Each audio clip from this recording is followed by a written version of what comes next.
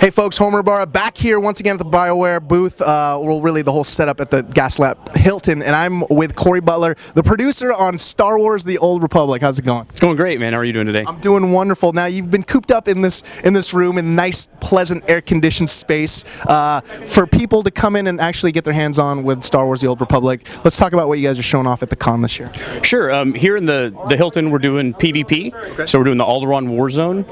Basically, it's an objective-based war zone where each faction battles over some turrets, and they'll turn them to attack the enemy spaceships in orbit, and then the first ship to get destroyed, the other team wins. All right. Well, sounds pretty simple enough, right? Oh, it's a blast. It is. It's fun and easy. And then across the street in the show floor, we're doing Origin Worlds, and then later tonight we're going to be showing some of the flashpoints off here at the Hilton.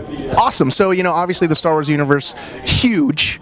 There's a plethora of things that you guys can exploit. Let's talk about like what range that the whole game is going to cover in terms of like the Star Wars universe. Sure. Our game takes place 3,000 years prior to the films, prior to the rise of Darth Vader, and it's about 300 years after the events of the original Knights of the Old Republic game. And within that, you know, our storyline is pretty massive. I think, you know, recently we've talked about it contains around 60 novels worth of content. Wow, that is quite a breadth of Star Wars that you're going to be tackling. So let's talk about some of the classes that people are playing in right now, some of the characters and some of the weapons. Sure. With this, we went ahead and gave advanced classes to all of our players.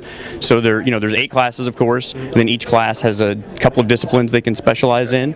And for example, the Sith warrior can be a juggernaut or a marauder. The Jedi consular can go with the sage or a shadow route. So a shadow is going to do more like melee damage. It's going to do a lot of stealthy stuff. A sage is going to do more force powers, and it's going to do some healing.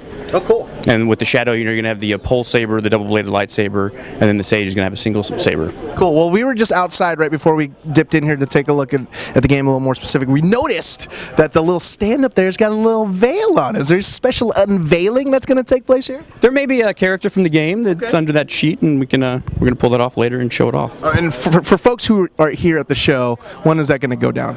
Actually, I don't know. I think it's going to be around the panel time, 4 o'clock, somewhere in there. Okay, cool. So let's talk about panels a little bit. Are you going to be talking on the panel for the Old Republic, or is with the panel this time we're going to have Rich Vogel, Dallas Dickinson, and James Olin. Okay, cool. And do you know that's happening? I believe it's 3:30, 3:34. 3:30 today. Yes. All right, cool. So Corey, thanks for joining us. Oh, you bet. And remind folks at home when the game's coming out and for what platforms. This year and PC. PC. All right. So if you got a beefed up PC, check out Star Wars: The Old Republic. And thanks again for joining us, Corey.